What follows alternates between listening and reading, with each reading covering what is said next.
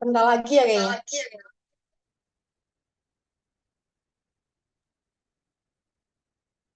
Masih kok ini.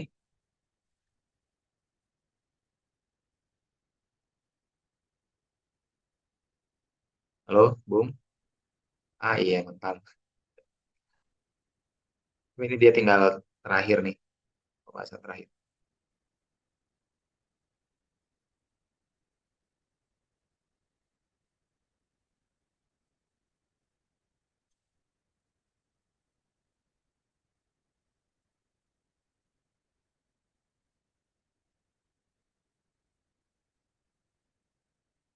Gimana, Ekal?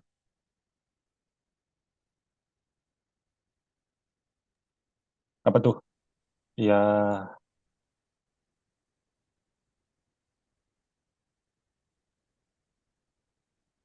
Oh, udah join lagi.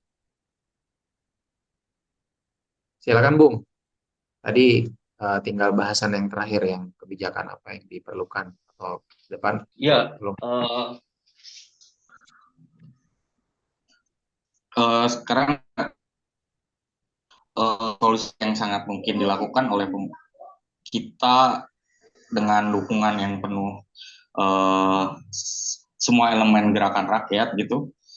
Kan sekarang di pabrik aja tipikal serikat buruh yang hanya berbasis mungkin pada kekuatan yang buruh tetap dan formal, sedikit demi sedikit akan tergerus kan gitu dengan maraknya buruh kontrak, outsourcing, pemecatan dan segala macamnya gitu. Uh, karena itu harus memulai dipikirkan bagaimana mengorganisir buruh buruh kontrak dan outsourcing dan lainnya gitu, serikat pengangguran dan lain-lainnya gitu ya. Untuk solusinya mungkin kita bisa didiskusikan di forum ini gitu.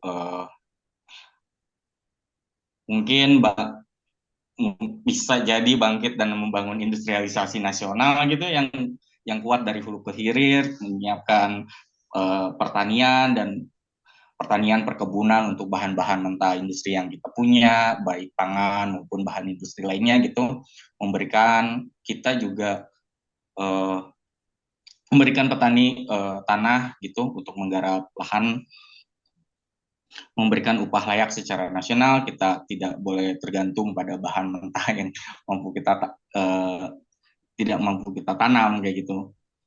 Mungkin untuk yang terakhir kita bisa didiskusikan di sini gitu ya. Baik, oke. Makasih, Bung Lukman. Yuk. Ya, tadi saya simpulkan singkat ya bahwa ya membenarkan bahwa fleksibilitas tenaga kerja dan eh, regulasi-regulasi yang muncul di Undang-Undang Cipta Kerja ini makin membuat buruh berada dalam posisi yang tertekan gitu ya karena apa namanya kebijakan-kebijakan yang buat buruh menjadi lebih kerjanya lebih nggak jelas gitu ya, tidak ada kepastian dalam kerjaan gitu. Dan kemudian posisi pengusaha justru menjadi semakin kuat karena banyak kemudahan-kemudahan dalam eh, regulasi-regulasi yang mengakomodir kepentingan pengusaha kayak gitu, seperti mudah untuk memecat buruh-buruhnya dan juga sampai kemudahan-kemudahan dalam berinvestasi. Dan ini menunjukkan bahwa memang Undang-Undang Cipta Kerja ini lebih pro pengusaha gitu daripada ke buruh maupun ke rakyat secara umum. Dan juga eh, dari sudut pandang yang lebih luas bahwa dengan hadirnya investasi justru tidak malah menciptakan lapangan kerja, tapi di saat yang bersamaan juga melakukan penggusuran yang dengan sendirinya menghancurkan ruang hidup masyarakat seperti itu. Misalnya yang tadinya petani kemudian digusur, lahan pertaniannya hilang, akhirnya berbondong-bondong ke kota. Lalu ya di kota juga tidak ada jaminan pekerjaan dan akhirnya kondisi kerjanya juga pun menjadi buruk gitu ya, karena bargainingnya juga menjadi rendah. Dan solusi yang ditawarkan ya mau nggak mau harus kembali ke konstitusi ya, memenuhi lagi hak atas pekerjaan yang layak, lalu pasal 33 ayat 3, lalu juga, nah ini menjadi salah satu catatan menarik, sepertinya kita perlu untuk tidak sekedar membangun kekuatan di serikat buruh yang notabene katakanlah di buruh yang formal gitu ya, tapi juga coba untuk menyasar ke pekerja-pekerja yang sifatnya kontrak, outsourcing maupun bahkan pengangguran gitu ya.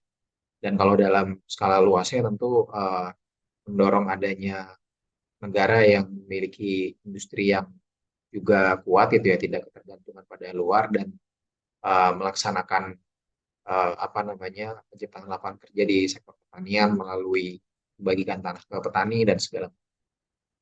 Oke, selanjutnya kita ada Pak Eling Pangestu yang akan membahas tentang ini dari sudut pandang pemuda ya, membahas tentang pemuda, bagaimana problem tentang pemuda mulai dari aspek pendidikan, lalu kemudian tantangan bonus demografi, dan di sisi lain juga masih ada krisis lapangan pekerjaan gitu. Juga bagaimana pemuda ini eh, memiliki tantangan sendiri hari ini karena rentan menjadi orang yang dirugikan di dalam kebijakan Undang-Undang Cipta Kerja yang sekarang. Mudah sekali untuk eh, di PHK gitu ya. Dan juga kira-kira apa yang perlu dilakukan gitu terhadap problem-problem yang jibun ini para yang dialami ini. Silakan waktunya dipersilakan. Oke, terima kasih Bung. Uh, jadi mungkin saya akan menceritakan sedikit dari apa ya, ini kan berangkat dari keresahan kita ya, lebih tepatnya mungkin kayak saya ya gitu kan sebagai pemuda yang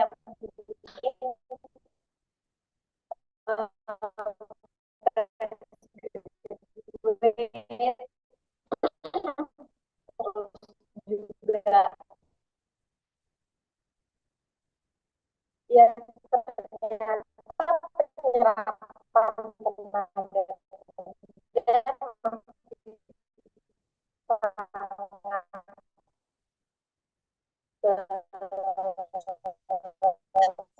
Suaranya putus-putus. Halo, El, suaranya putus-putus, El. Halo. yang harusnya mungkin kita lebih mudah untuk mendapatkan pekerjaan, negara bisa menghadirkan pekerjaan yang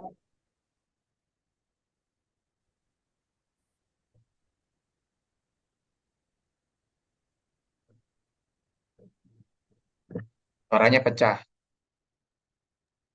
kalau dari sini kedengaran Oh, nggak? udah jelas. Ya, jadi mungkin berangkat dari pengalaman sendiri gitu ya, pengalaman pribadi gitu kan. Dan banyak juga saya mendengarkan cerita-cerita yang dari teman seumuran, teman sebaya yang memang sangat sulit mendapatkan pekerjaan gitu kan. Mungkin dulu saya pernah mengalami yang namanya pas awal-awal apa namanya pengesahan UU Cipta Kerja ya, di mana akhirnya saya mengundurkan diri tahun 2021 dari salah satu perusahaan startup yang saya juga masuk lewat outsourcing gitu kan.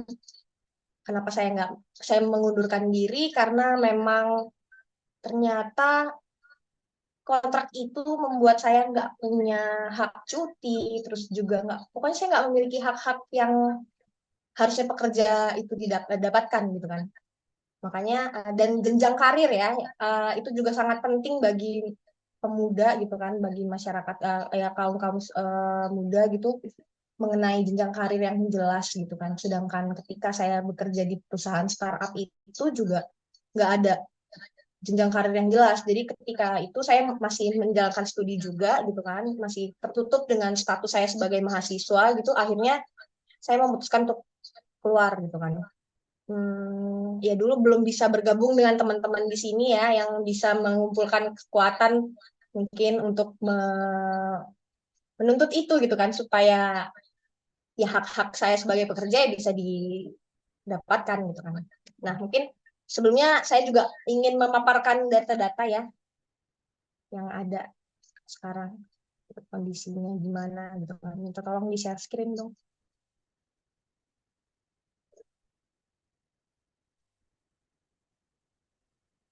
Oke, di next aja, next slide.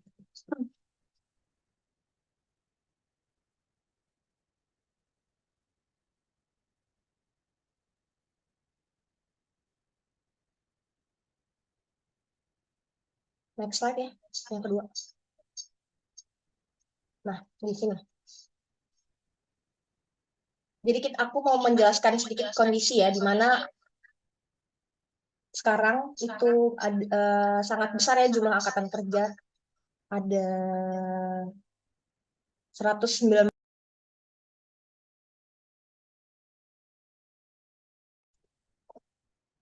Halo, kedengeran nggak? Oke. Sebanyak 190,98 juta jiwa ini masuk kategori usia produktif ya. Tentang usia 15 sampai 64 tahun. Nah, setiap 100 penduduk usia produktif itu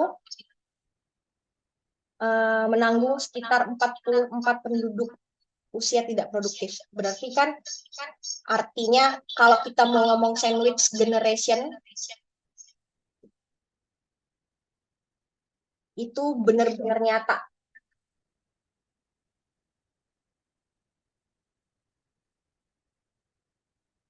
Benar-benar nyata gitu kan ya. Masih mantul nggak suaranya? Mantap betul suaranya. Nah,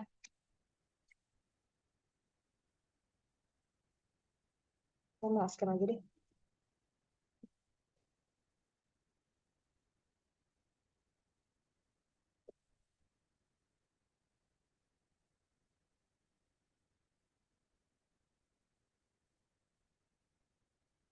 Ya, nah terus juga di sini kita bisa melihat ya angka pengangguran terbuka di tahun 2023, di mana ada 8 juta masyarakat yang menjadi pengangguran terbuka gitu kan. Dari 69,25% usia produktif itu masih segini 8 juta yang pengangguran gitu kan. Ini pun pengangguran terbuka ya. Dari sekian masih banyak pengangguran yang tidak terserap ininya tenaganya. Nah, terus juga di kondisi yang selanjutnya itu adalah pendidikan ya. Pendidikan pemuda itu yang masih menengah ke atas itu di Juni 2002 itu yang SLTA sebanyak 20,89%. Selanjutnya untuk pendidikan tinggi itu terdapat 6,41% yang udah mengenyam pendidikan sampai perguruan tinggi. Itu rinciannya D1 dan D2 itu sebanyak 0,41%. Terus yang paling tinggi memang S1 ya, sejumlah 4,39% dan S2 sebanyak 0,31%. Yang memang saya sendiri sekarang di bagian yang S2 ya, termasuk di dalam 0,31%, dan ternyata di angka 0,31% pun itu masih sangat berat untuk menembus bursa tenaga kerja ini gitu loh, untuk masuk ke pasar tenaga kerja gitu kan. Next slide Kak.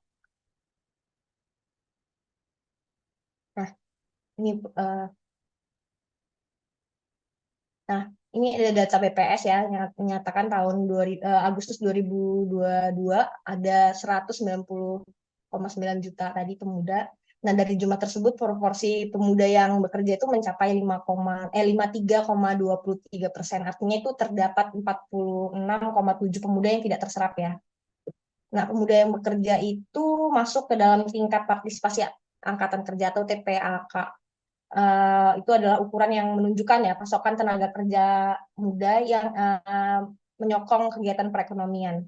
Nah, akhirnya sekitar 6 dari 10 pemuda itu siap masuk tenaga kerja. Artinya ini akan bergerak secara eksponensial, mengingat kita juga ada masuk di fase bonus demografi, yang mana tingkat angka masyarakat produktif itu pasti akan selalu naik dan sekarang paling besar gitu loh. Artinya ini akan menjadi bencana jika kondisi seperti ini tetap berkelanjutan. Makanya ini sangat perlu diperhatikan banget gitu kan.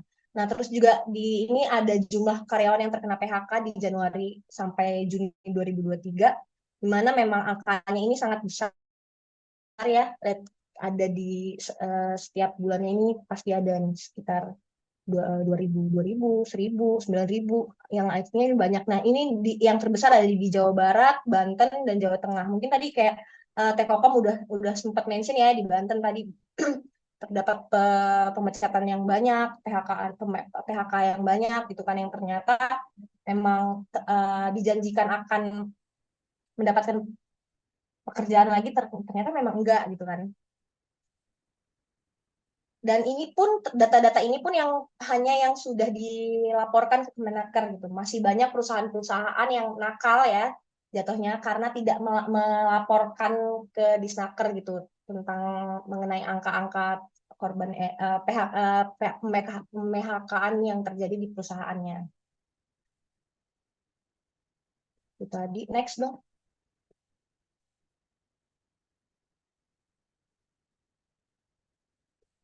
Halo, Sil.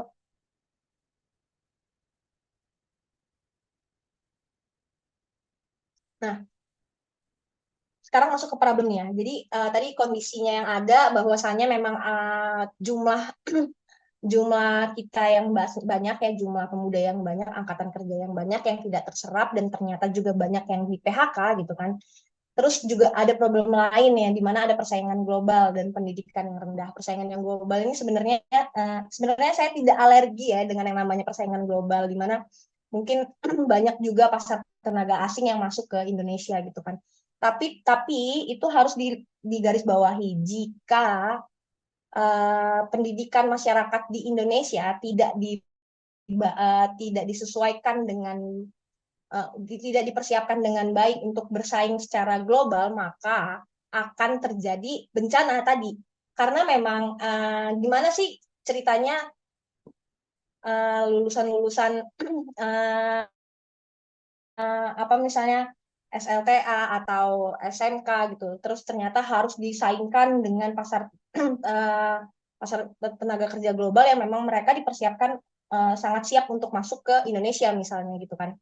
Dan kalau misalnya itu tidak diperhatikan dan dijaga dengan baik, maka ya kita akan tersisihkan dari apa sih namanya ya, dari bursa ini gitu kan, karena memang ketika kualitas kita tidak bisa bersaing dengan mereka gitu kan, maka ya akan tersisih dengan sendirinya. Saya di sini bukan berarti bermaksud untuk mengharuskan kita bisa bersaing dengan mereka gitu kan, tapi di mana peran pemerintah harus bisa meramu atau menyediakan, memberikan solusi bagaimana agar masyarakat ini bisa bisa bersaing dengan tenaga persaingan global ini gitu kan. Nah, selanjutnya ada UU Cipta Kerja yang menghalalkan fleksibilitas kerja. Tadi udah dibahas banyak ya sama Tehkokom dan Bung Lukman gitu kan. Di mana pasal 555 dan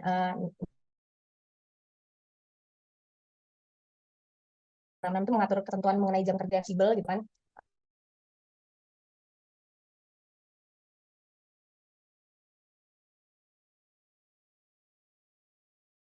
Tapi akhirnya berdampak negatif bagi masyarakatnya, bagi pekerjanya gitu kan. Dimana akhirnya ketika mereka sudah tidak butuh itu karena jumlah produksinya tidak dibutuhkan yang banyak, akhirnya PHK-nya terjadi massal gitu kan. Atau bisa ya tadi itu nggak harus disesuaikan banget, pokoknya ya kalau misalnya perusahaan itu butuh ya mereka panggil, kalau enggak ya enggak kan, kayak gitu kan. Sekarang fleksibilitasnya benar-benar PHK-nya dengan mudah lewat WhatsApp tadi gitu kan. Bahkan banyak juga perusahaan-perusahaan yang pengalaman teman-teman saya yang memang dibuat sedemikian rupa kondisi kerjanya untuk tidak nyaman, dan dibuat kondisi untuk mereka mengundurkan diri gitu loh. Jadi apalagi kebanyakan teman-teman perempuan yang misalnya lagi hamil dan mau cuti melahirkan gitu kan, dia diberikan secara nggak langsung diberikan pesangon dan akhirnya dia menandatangani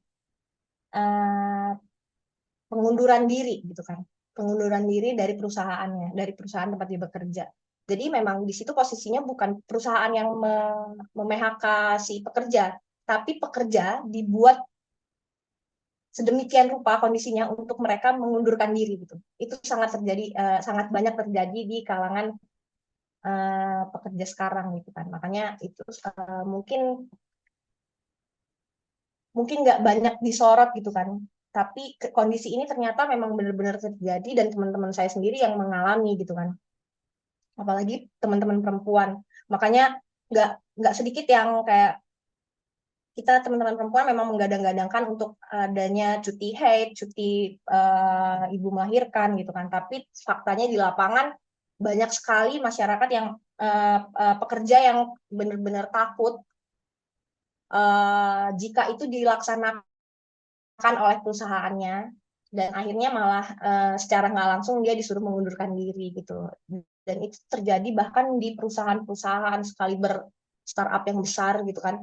Dan nggak cuma di situ juga, ternyata bahkan kalau dari spill-spillan teman-teman saya yang pekerja kontrak di kementerian pun gitu loh, mereka juga mengalami hal serupa gitu. Itu di kelas kementerian gitu kan, yang pekerja kontrak gitu kan. Terus juga pemuda itu tidak memiliki pekerjaan yang stabil karena rentan PHK sewaktu-waktu tadi ya. Jadi kestabilan kerja itu sekarang bagi masyarakat apa ya, generasi sekarang itu kayak apa namanya, bukan lagi cita-cita, bukan, nggak bisa lagi dijadikan cita-cita jika UU ini masih tetap ada gitu kan. Dimana ya kita bisa dihantui di PHK besok atau bahkan minggu depan gitu kan, karena ya tadi misalnya perusahaannya itu tidak membutuhkan produksi yang tinggi gitu kan. Makanya benar-benar generasi muda sekarang itu benar-benar sulit untuk mendapatkan stabilitas ekonomi gitu. Di tengah kesulitannya apa namanya, harga-harga yang mahal dan lain-lain gitu kan. Apalagi makanya anak-anak muda sekarang kayak nggak mungkin untuk punya rumah gitu kan. Itu karena juga itu efek juga dari kerentanan kerja tadi, yang akhirnya kita nggak bisa stabil secara ekonomi karena PHK yang sangat rentan tadi. Terus akhirnya di UU Cipta Kerja ini juga belum mengakomodir ya kepentingan pekerja di sektor non formal. Padahal sektor ini yang digadang-gadang akan meningkatkan pertumbuhan ekonomi dan menyongsong Indonesia Emas tahun 2045. Yang katanya kita akan ekonomi kreatif akan dimajukan gitu kan untuk meningkatkan apa sih namanya, ekonomi Indonesia nanti akan masuk ke 4 besar gitu kan. Ternyata memang sebenarnya yang digadang-gadangkan adalah ekonomi kreatif gitu kan, di industri itu gitu. Tapi faktanya ketika teman-teman yang bekerja di industri di apa namanya, ekonomi kreatif gitu kan, ternyata memang mereka nggak mendapatkan hak-hak yang sesuai dengan apa namanya, kebutuhan hak-hak pekerja gitu kan. Karena memang akhirnya mereka nggak ada mendapatkan jaminan sosial, nggak mendapatkan apa namanya, kayak BPJS Ketenagakerjaan, BPJS Kesehatan gitu kan. Boro-boro mau ngikutin UMR, apalagi kayak UMR Jogja yang nggak masuk akal, emang nggak masuk akal gitu kan, nggak cukup untuk hidup gitu.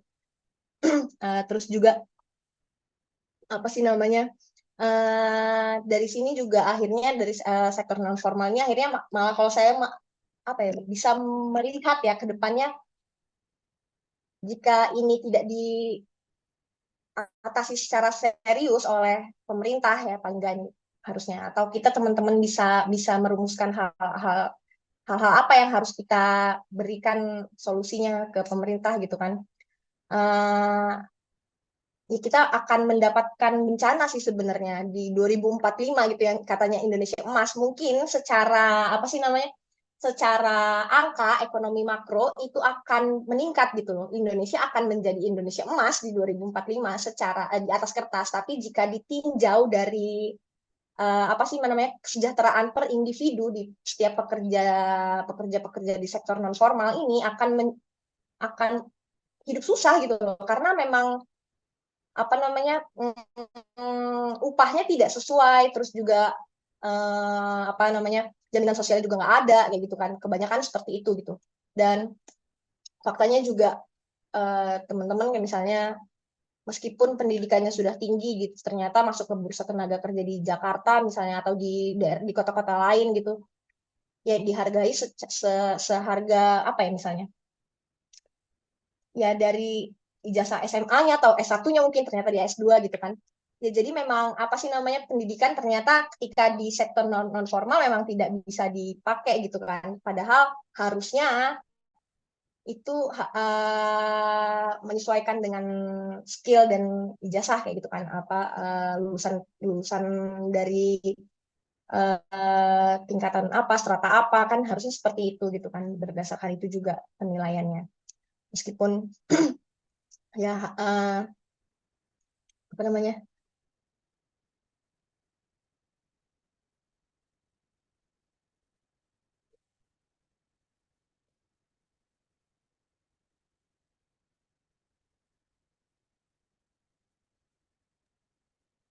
Ya, gimana?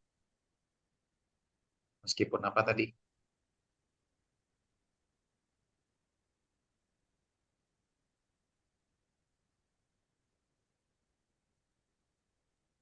halo Halo? halo Ngelek.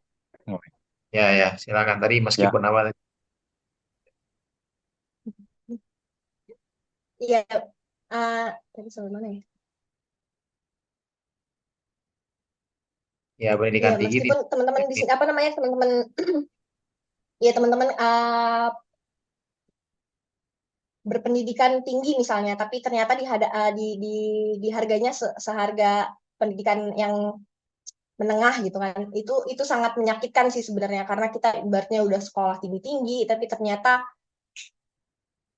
dengan harapan kita bisa bisa stabil secara ekonomi gitu kan. Tapi faktanya memang ketika masuk ke sana di sektor non formal ya memang tidak bisa gitu kan.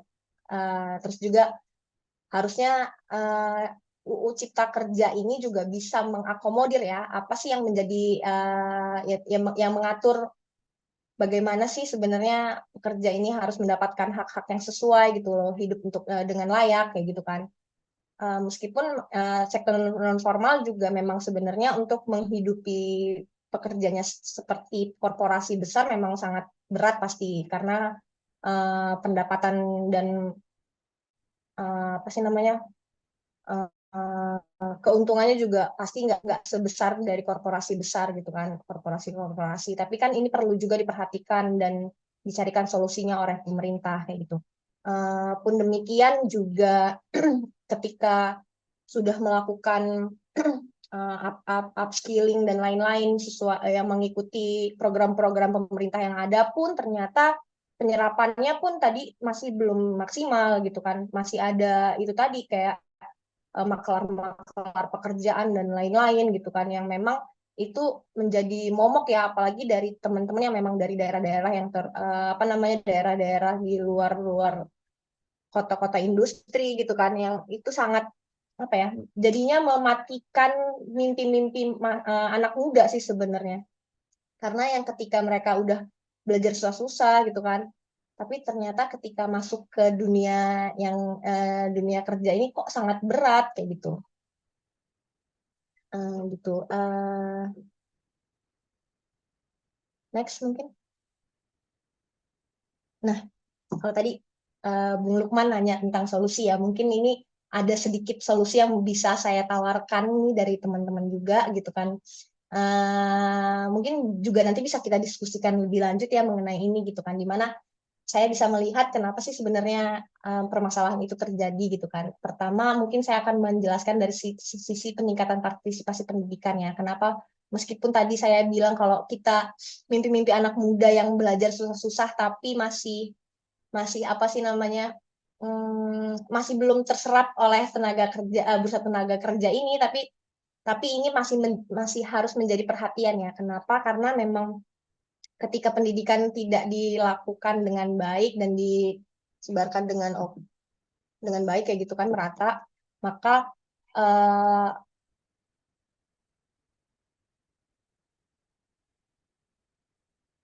halo halo connection unstable. Ketika pendidikan tidak merata, maka ya masyarakatnya akhirnya tidak memiliki nalar kritis gitu kan, yang mungkin bisa bisa apa sih namanya ya, yang menuntut hak-haknya sesuai dengan apa namanya hasil kerja yang dia berikan gitu kan. Jadi memang sesuai dengan apa yang mereka berikan ke teman-teman ke perusahaan atau korporasi yang di tempat dia kerja gitu kan. Terus juga sebenarnya untuk mempermudah dan membuka akses pendidikan yang merata tadi juga harus dibarengi oleh kebutuhan pasar, dan tetap jangan melupakan bagaimana masyarakat ini untuk mendapatkan pendidikan untuk bukan cuma disiapkan ke tenaga kerja aja, tapi untuk pembangkitan nalar kritis ya untuk teman-teman yang mengenyam pendidikan ini gitu loh. Jadi mereka juga bisa memberikan solusi-solusi dari apa yang dihadapi sama mereka. Itu juga pasti berguna kok untuk di tenaga kerja gitu kan, di dunia kerja gitu. Dan yang pasti itu di poin berkualitas itu ya itu tadi, kalau di mana harus disesuaikan ya dengan kondisi bursa tenaga kerja yang ada gitu kan, kebutuhan pasar tenaga kerja yang ada gitu. Karena memang sekarang meskipun interseksionalitas ya, dan kalau kalau ya kebanyakan kan memang udah nggak sesuai ya, kayak kuliahnya jurusan apa, terus kerjanya nanti di bagian apa gitu kan. Memang kita harus bisa lebih kreatif lagi gitu kan untuk mendapatkan itu semua, meskipun harusnya itu pemerintah juga yang menyediakan. Bagaimana sih teman-teman bisa mendapatkan itu? Ya memang sudah ada sih program-program pemerintah yang ada yang berusaha untuk mengupskilling teman-teman gitu kan. Tapi kalau saya lihat sih dan saya mengalami gitu kan, itu masih sangat sedikit gitu. Saya juga udah daftar apa sih namanya prakerja ya prakerja berapa kali, tapi memang nggak pernah tembus gitu kan. Kalaupun ada gitu teman-teman saya yang mendaftar itu gitu, ternyata itu cuma formalitas aja gitu loh, kayak ya udah cuma ikut kelas yang memang dia nggak banyak nggak serius gitu loh menjalaninya. Kalaupun diseriusin juga itu kan cuman mereka ngerasanya kayak cuman apa ya nonton video, terus juga beberapa kegiatan yang memang kelihatan seremonial aja gitu. Nah, hari ini memang kegiatan-kegiatan yang ada itu yang disediakan oleh pemerintah, kita melihatnya, teman-teman saya sih berdasarkan cerita-cerita dari teman-teman saya itu memang cuma sebatas seremonial aja, makanya tidak bisa memberikan solusi yang bisa memecahkan masalah-masalah yang ada gitu kan. Terus saya sih mau minta ya, gimana sih caranya untuk menghentikan pasar tenaga kerja yang fleksibel gitu loh, supaya apa sih sebenarnya, supaya pemuda ini bisa bisa menjalani hidup dengan stabil gitu, stabil secara ekonomi ya, yang akhirnya berdampak juga stabil secara mental gitu kan, karena memang banyak pemuda-pemuda sekarang yang memang mentalnya jadi nggak stabil karena memang nggak stabil secara ekonomi juga gitu kan. Nah, yang terakhir adalah cabut UU Cipta Kerja sih, karena memang ini nggak relevan ya, ini bukan nggak relevan tapi lebih nggak tepat untuk menciptakan lapangan kerja yang memang malah memeras tenaga kerja dari masyarakat di Indonesia gitu loh. Malah bukannya memberikan solusi, tapi memang malah ya kita malah dibodohi lah dengan ada UU ini gitu kan. Kita malah bener-bener apa ya, diperas tapi tidak mendapatkan hak sesuai dengan apa yang diperas gitu. Jadi bener-bener yang menyedihkan lah intinya dari ada UU ini gitu. Makanya saya sih menawarkan untuk balik aja ya ke undang-undang sebelumnya gitu loh. Tapi dengan ada untuk memperhatikan bagaimana kesejahteraan pekerja di sektor non formal. Mungkin itu aja sih dari saya. Kita mungkin bisa diskusiin lebih lanjut, siapa tahu kita bisa bikin serikat apa gitu yang bisa mengumpulkan tenaga, mengumpulkan kekuatan supaya bisa menuntut ini dan diperhatikan dengan pemerintah ya. Bisa setidaknya kalau nggak bisa mencabut UU Cipta Kerja ya bisa mengayomi teman-teman pekerja-pekerja di sektor non formal dan memperhatikan kesejahteraan seluruh pekerjanya, bukan cuman korporasinya aja kayak gitu. Terima kasih. Oke, makasih El. Tadi eh, memaparkan banyak sekali data ya, sekaligus ada curhatan-curhatan juga gitu. Ternyata aku juga baru tahu El ini pernah kerja tapi kerjanya outsource gitu ya. Dan juga ya wajar cabut karena ya kerjanya tentu tidak ada kepastian dan apa namanya tidak layak juga. Dan itu sesuatu yang tidak hanya dialami oleh El tapi juga dialami oleh banyak orang sehingga di kalangan pemuda pun eh, tadi ada data menarik bahwa penganggurannya tuh sangat tinggi gitu ya. Jadi 46,7% pemuda tidak terserap di pasar tenaga kerja kayak gitu. Dan pendidikannya pun juga sangat rendah ya. Tadi mayoritas ternyata di sekolah menengah aja SMP gitu ya. Dan juga eh, apa namanya impian yang digadang-gadang oleh pemerintah bahwa ekonomi bakal maju di masa depan yang wujudnya adalah ekonomi kreatif ternyata itu adalah penghalusan kata untuk pada intinya adalah informalisasi tenaga kerja gitu dan itu adalah sektor pekerjaan yang tidak ada jaminan sosialnya, tidak ada hak hak tenaga kerjaannya dan segala macam. Dan tadi El juga mengajukan sebuah solusi bahwa ya solusinya adalah harus ada peningkatan akses terhadap pendidikan ya dan juga dicabutnya Undang-Undang Cipta Kerja. Oke, yang pembicara terakhir yang kita tunggu-tunggu ada Bung Rido. Selamat malam.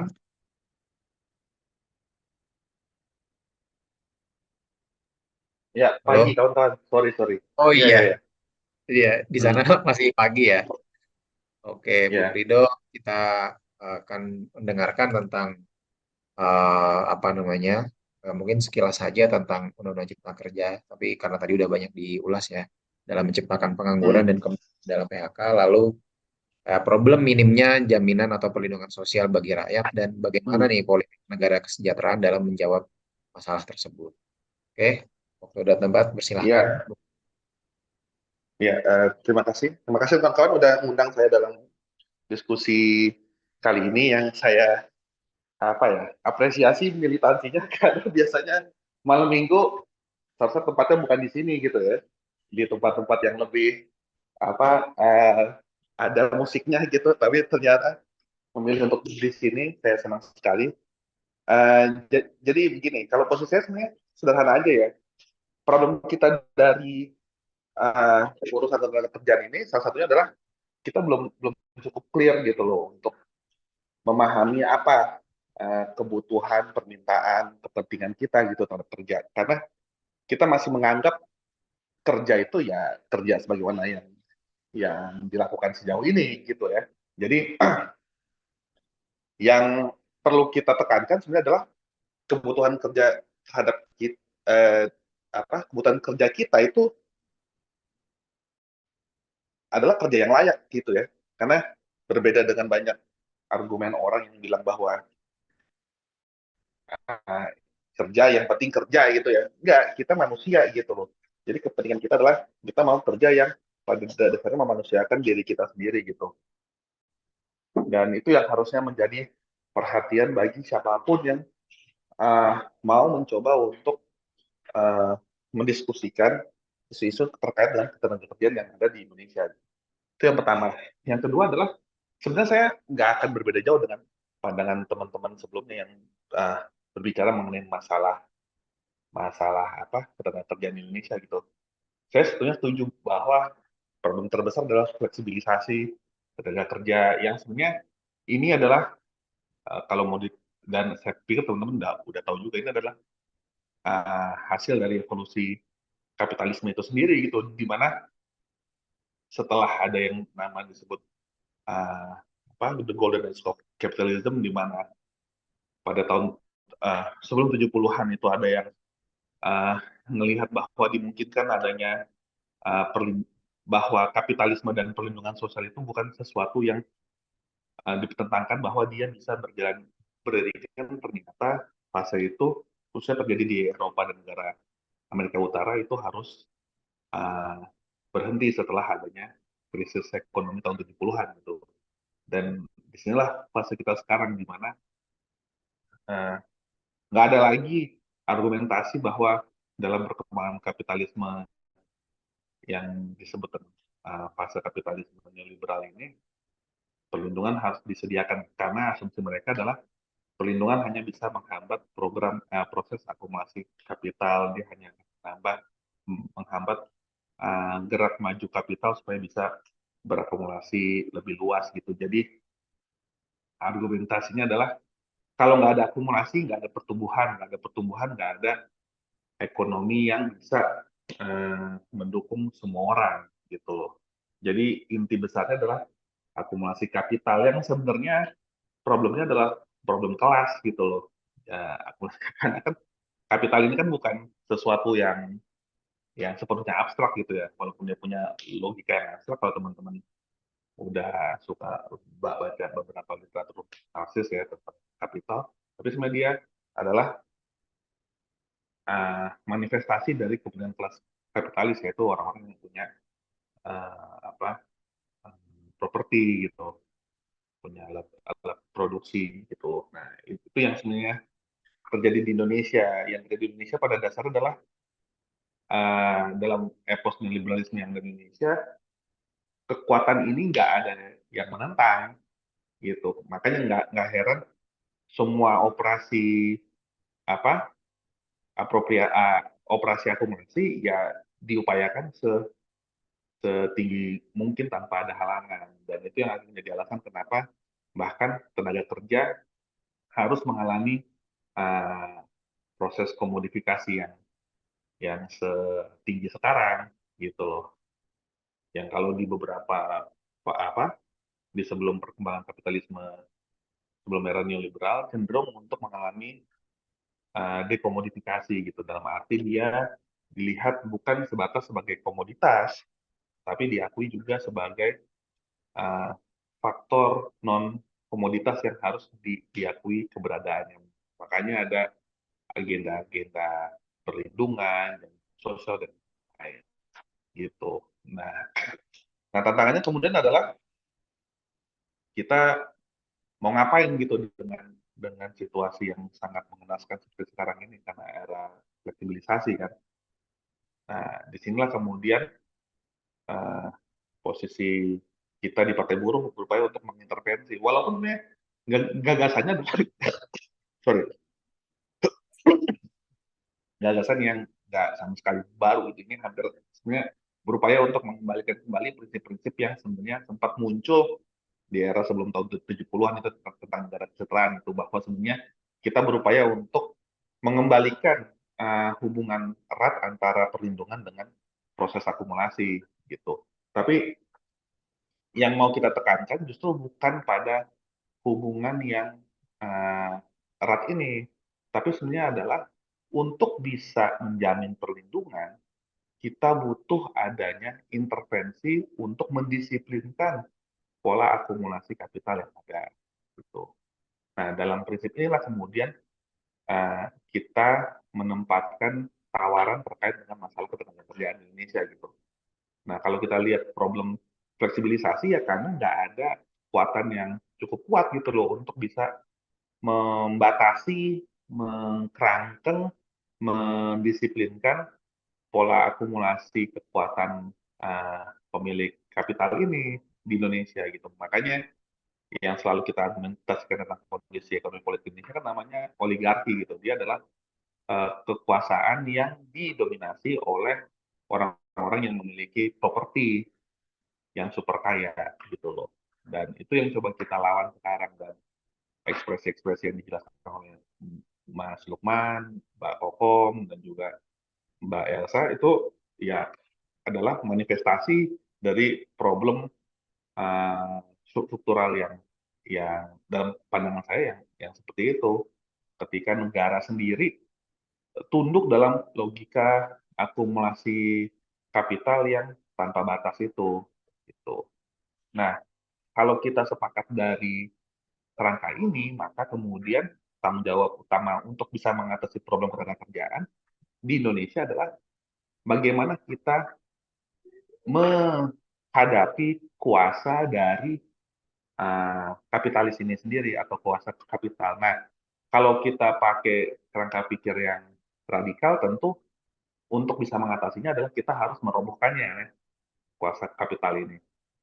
Yaitu merobohkannya lewat pengambil alihan kekuasaan negara, yang mana di sana negara bisa menggunakan otoritas yang kuatnya untuk menghabisi secara sistematis pengaruh kapital ini. Nah, problemnya adalah kemudian situasi ini mensyaratkan adanya kapasitas keterorganisiran yang kuat dari mereka yang selama ini diopresi, dimarginalisasi, ditundukkan oleh kuasa kapital itu sendiri, yaitu kelas pekerja.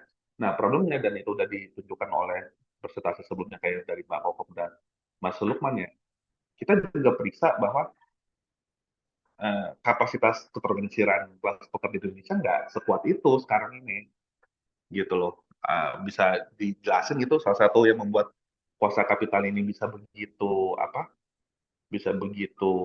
solid kan tentu karena dia bisa beriringan dengan kemampuan menunjukkan kapasitas kolektif kelas pekerja gitu. Makanya kalau diperiksa dari data BPS ya cuma 12% kelas pekerja yang terorganisir dalam serikat gitu.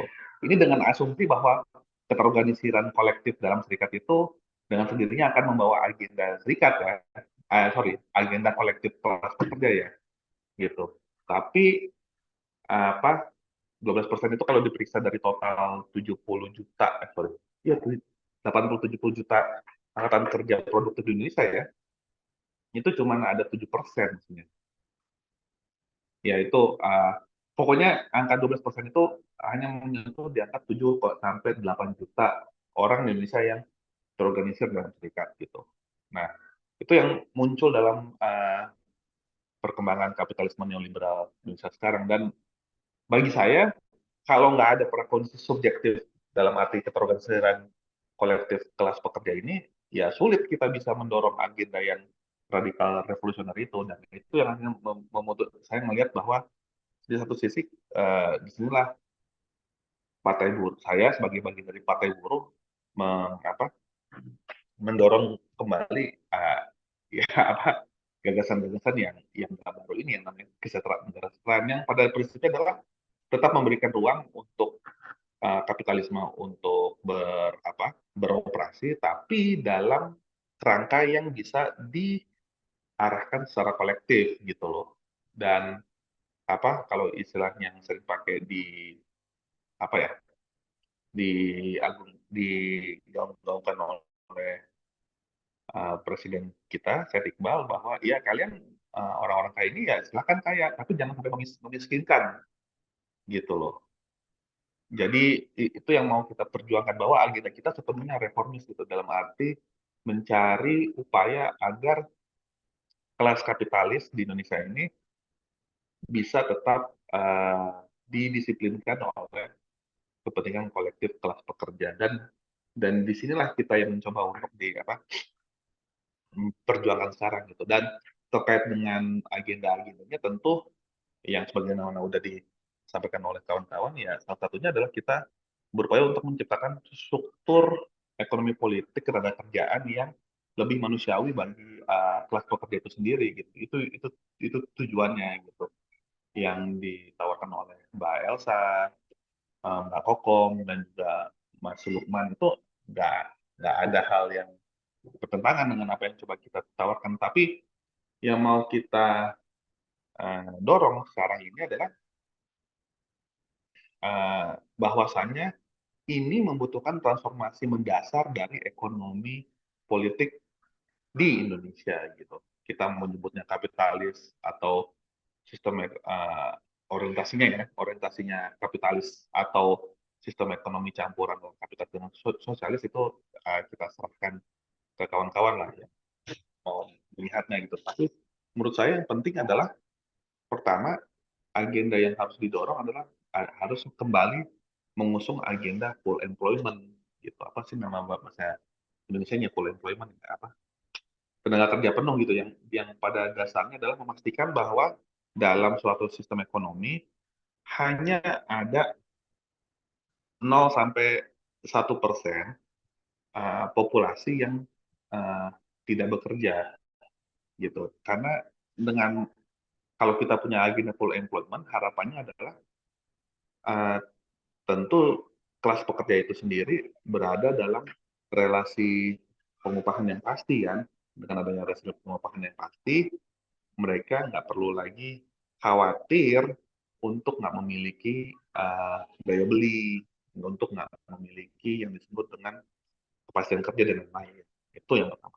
Yang kedua adalah dalam agenda full employment ini tentu kita akan mengusung ekonomi yang sifatnya penuh dengan perlindungan gitu. Karena mereka yang bekerja supaya mereka apa ya tidak mudah untuk di PHK atau itu kan tentu dia harus diberikan perlindungan kan gitu. Dan itu bukan hal yang apa ya aneh lah dari apa yang diperjuangkan oleh teman-teman dalam ruang diskusi ini gitu. Nah yang ketiga adalah mungkin ini sedikit ini ya sedikit apa orientasi yang lebih jangka panjang adalah kita butuh perubahan dari kemampuan produktif ekonomi Indonesia gitu.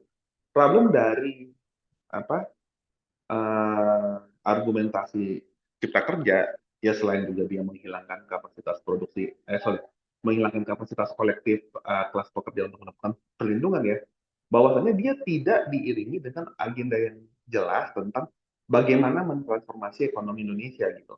Asumsi mereka begini, buka semudah mungkin proses investasi Indonesia dengan harapan akan banyak investor yang masuk dan akhirnya menciptakan lapangan kerja. Gitu.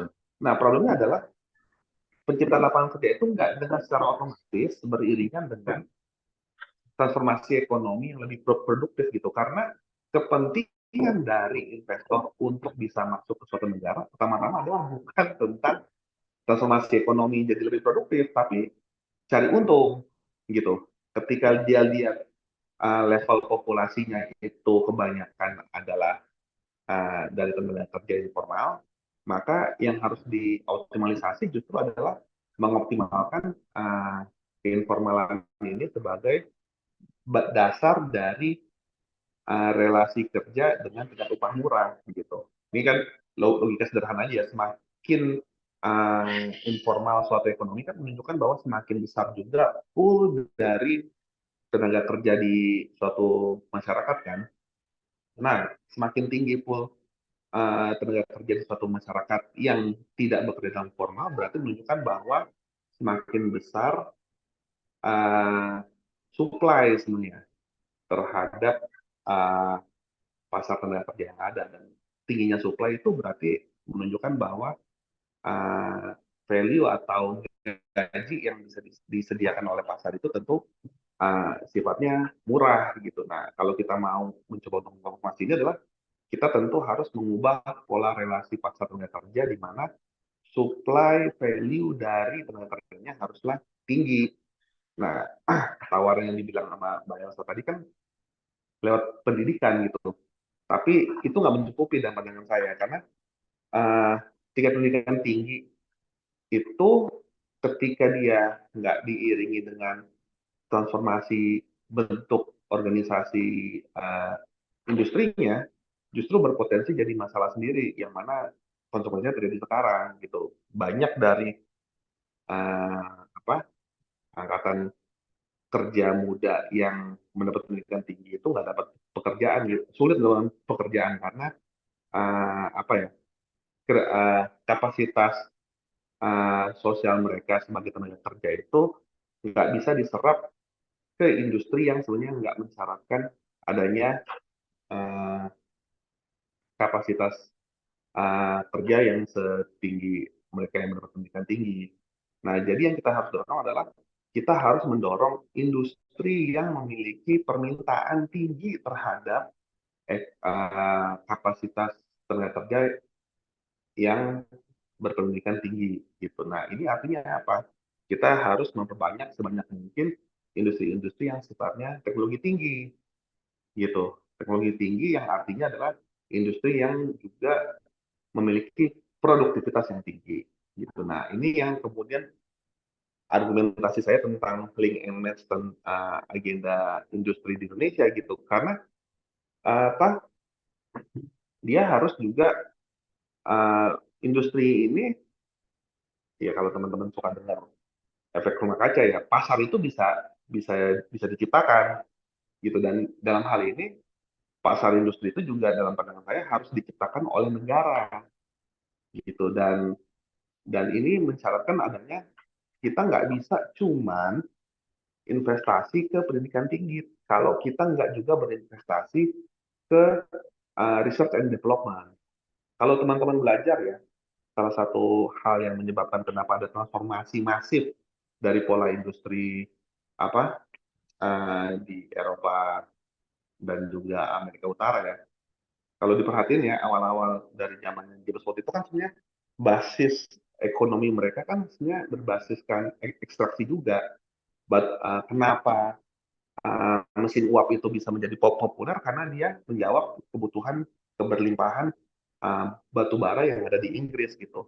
Nah, tapi kemudian kan ada perubahan masif gitu di awal abad 20, di akhir abad 19, di mana yang tadinya kebutuhan ekstraksi ini berubah menjadi perubahan uh, padat modal gitu, yang mana industri dengan tingkat produktivitas yang tinggi. Nah, salah satu penyebabnya adalah di mana di Eropa itu mereka mampu untuk lompat gitu dari yang basisnya ekstraksi ke basisnya uh, produktivitas yang berbasis teknologi.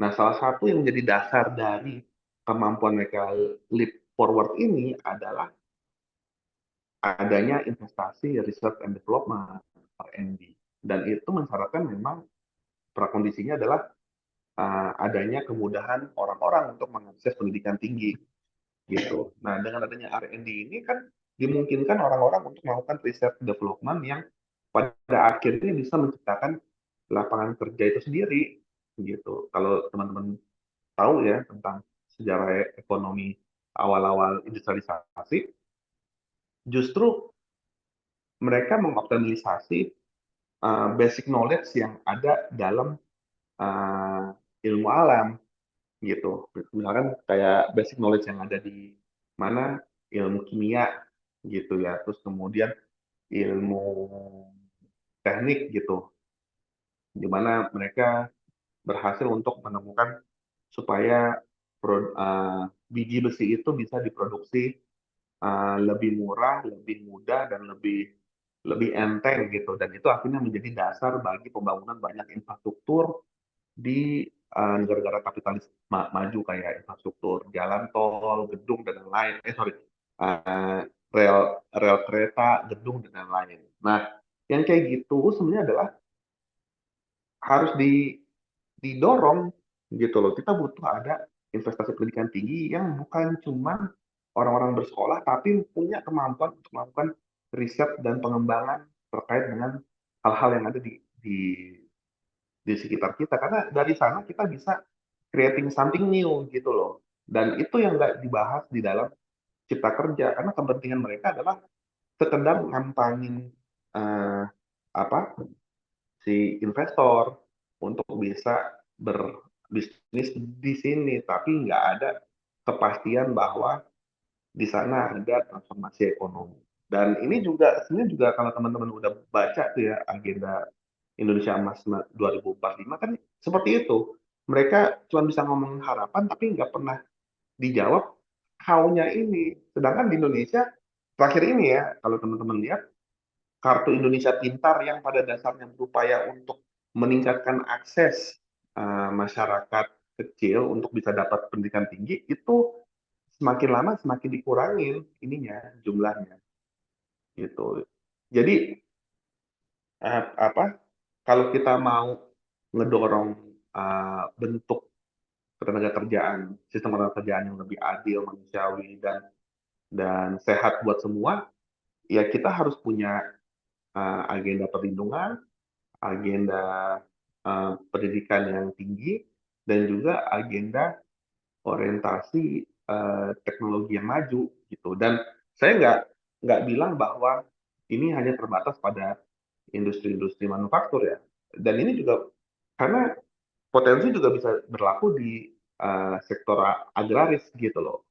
Kepentingan dengan sektor agraris adalah kita butuh gitu adanya dorongan produktivitas yang lebih tinggi di sektor agraris. Kalau teman-teman udah baca bukunya Muhtar Habibie ya, yang apa Agrarian Change, Capitalist, ya pokoknya itulah tentang agrarian dan kapitalis Indonesia kan menunjukkan bahwa problem agraria di Indonesia adalah tingkat upah yang rendah sebenarnya, dan itu salah satu penyebabnya adalah karena nggak ada dukungan teknologi yang tinggi untuk memastikan bahwa mereka produktif dan akhirnya punya banyak apa ya, punya banyak hasil produksi yang bisa dijual yang akhirnya bisa berimplikasi pada peningkatan pendapatan mereka gitu. Dan ini terkait gitu sama problem ketenagakerjaan, terkait sama sistem ekonomi politik yang ada, dan juga terkait sama sistem politik juga gitu. Dan akhirul kalam saya ya mau bilang,